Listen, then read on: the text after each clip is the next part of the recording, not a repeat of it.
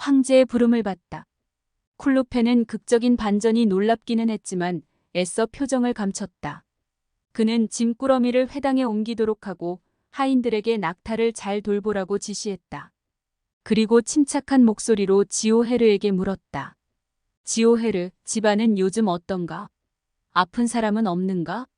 없습니다. 도련님, 부모님도 아주 건강하십니다.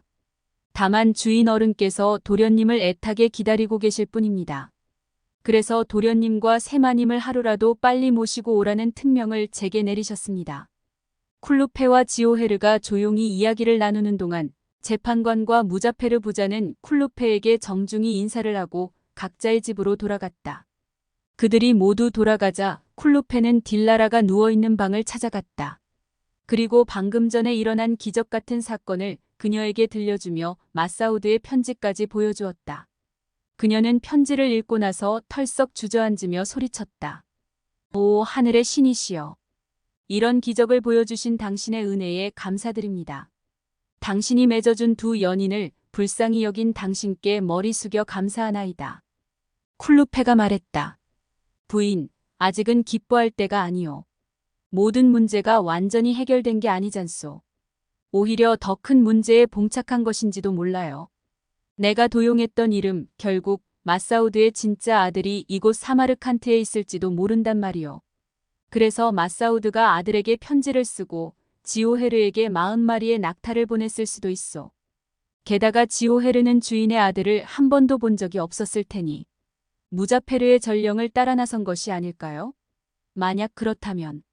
여하튼 우리에겐 이런 착각이 오래갈수록 유리할 거요.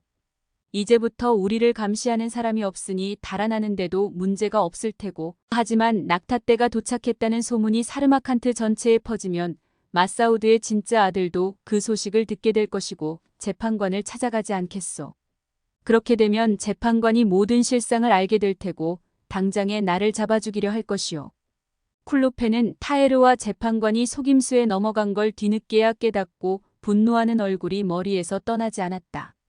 매 순간 불안감이 더해졌다. 쿨루페가 이처럼 고민하고 있을 때 이틀 전에 그들을 찾아왔던 궁전의 조신이 방문을 열고 들어왔다. 훌라, 당신의 불행이 끝났다는 소식을 들었소. 당신의 기도가 하늘까지 닿았던 모양이요. 그래서 반갑다는 소식도 전할 겸 당신을 나무랄 생각으로 이렇게 다시 찾아왔소. 당신은 참으로 신중치 못한 사람이요. 당신이 마사우드의 진짜 아들이 아니라고 내게 말했던 이유가 뭐요? 무엇 때문에 나까지 속이려 했던 거요? 아닙니다. 정말입니다.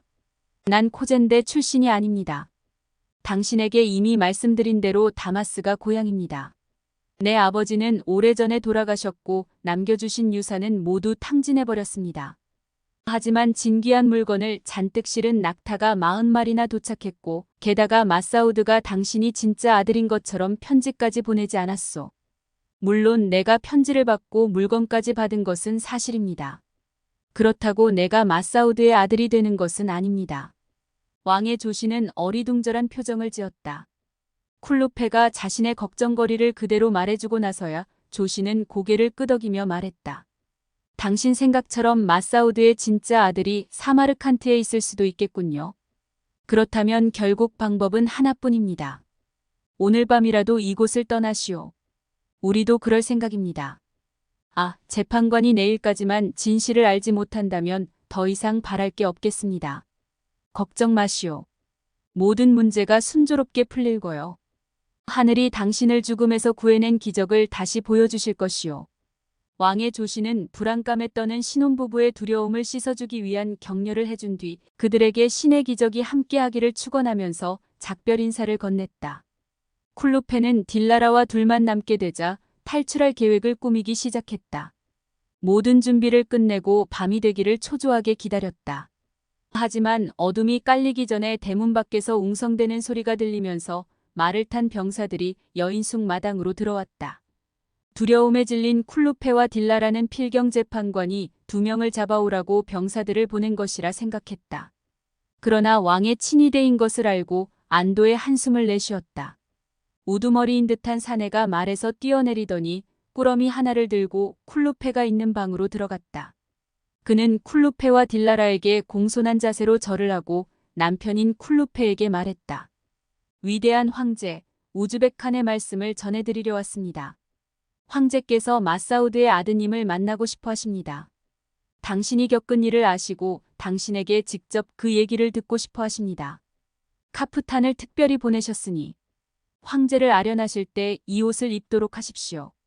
쿨루페는 감히 왕의 명령을 거역할 수가 없었다. 그는 카프탄을 입고 친위대장과 밖으로 나갔다. 친위대장이 손짓을 보내자 반짝이는 옷을 입은 시동이 노새를 마당으로 끌고 나왔다. 황금색 실로 가장자리를 두르고 보석이 무수히 박힌 화려한 안장을 놓은 노새였다. 시동은 등자를 붙잡아주며 조용히 말했다. 폐하의 노새에 오르십시오.